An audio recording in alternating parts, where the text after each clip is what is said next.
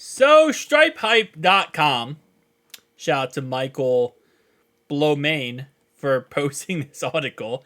3 players climbing up the depth chart at training camp. And to say 3 players is crazy, because of how many players have looked so good in training camp so far.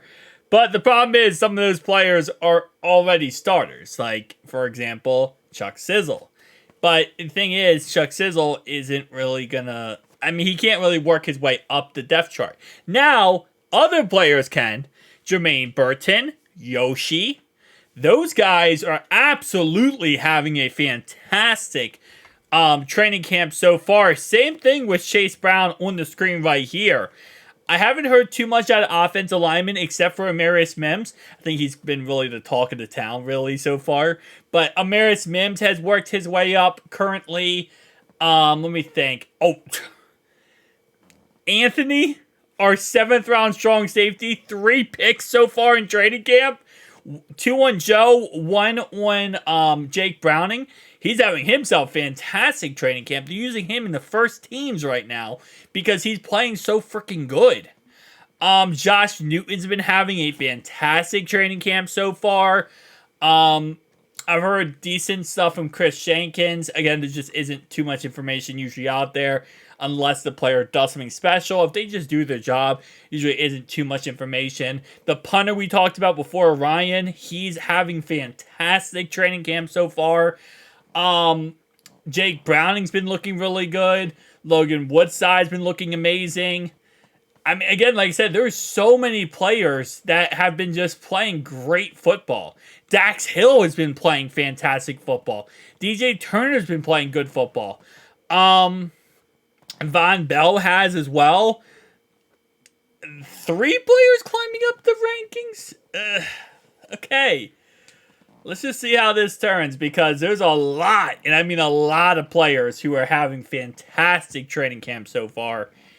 Number 1 is Chase Brown, which, again, yeah, I agree with that. He's been looking pretty good. Zach Moss has also been looking pretty good as well. But Chase Brown's been looking good in the receiving game. He's been looking good in the rushing game. He's been just exactly what we expected.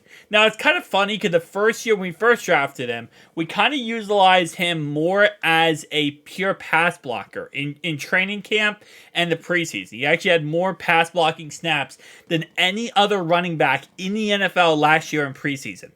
Now, this year, it seems like after we started utilizing him more in actual games last season, we realized how elusive he is and how, kind of shifty he is. He can get around people, make some plays, be a very explosive player.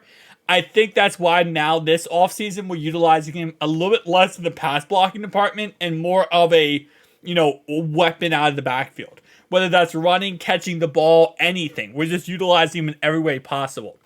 Orlando Brown did say this. If I could play fantasy football, I'd take Chase Brown my first running back. I would not. I love Chase Brown. Chase Brown would never, I don't say never, but he will most likely never be a RB1. He might be an RB2 in fantasy. Again, fantasy football, not real life. In fantasy football, I don't know if he'll ever be truly an RB1. He might be a low-end RB2, high-end RB3, but I don't know if he'll ever be a RB1 in fantasy football. It's just, again, with how our offense operates, you can't consistently think that Chase Brown's going to go out there and put up, 100-plus yards, couple receptions. He might not even be the goal line back in the end. We might utilize someone else in the goal line back, which in fantasy football, we call that the goal line vulture. So, with Zach Taylor's offense, you just can't ever think that Chase Brown's going to be a good fantasy option. But when it comes to outside of fantasy football, in real life, great player. And that's why a lot of times it happens is fantasy football isn't always real life. Yoshi's the second player here they claim that is working the depth chart. And he is. He's having a fantastic season so far this training camp. He's looking absolutely amazing. And Jermaine Burton is too. So it's like, and then Chuck Sizzle now is really starting to heat up and talk, get into the talk. excuse me, talk as well. Trenton Irwin had a really good practice yesterday.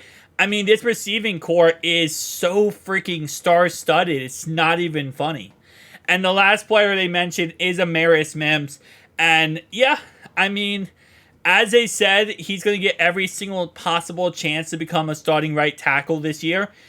He's going to get every possible chance to compete for the starting role this year. Will he be the starting right tackle when the season kicks off? I don't think so. And that's nothing against him. I think that we're just going to utilize him in a lot of different jumbo packages and jumbo formations. And we'll probably just have Trent Brown as the starter directly. Unless there's a problem with Cordell Volson, then we might move Trent Brown to guard. Again, this is all speculation. We'll have to wait and see what ends up happening. But overall wise, right here. Big Willie. By the way, in case you're wondering, that's Steven Jackson. You guys remember Steven Jackson for the Rams. That's Steven Jackson's. And then that right there is T. Higgins. Anyway, but Big Willie, that's Willie Anderson's signed helmet.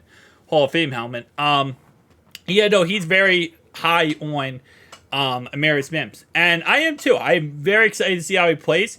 I just think that we have a beautiful situation where we can let him develop, let him kind of learn, and, really not rush him out there and have a really good option for the future. And still be able to utilize him this year in different packages, right? Goal line formations, under center, stuff like that. We used Cody Ford last year. I kind of like Amarius Mims better than Cody Ford. You know what I'm saying? He's just better already. Anyway, guys, tell me down below your thoughts and opinions. I'll see you guys next one.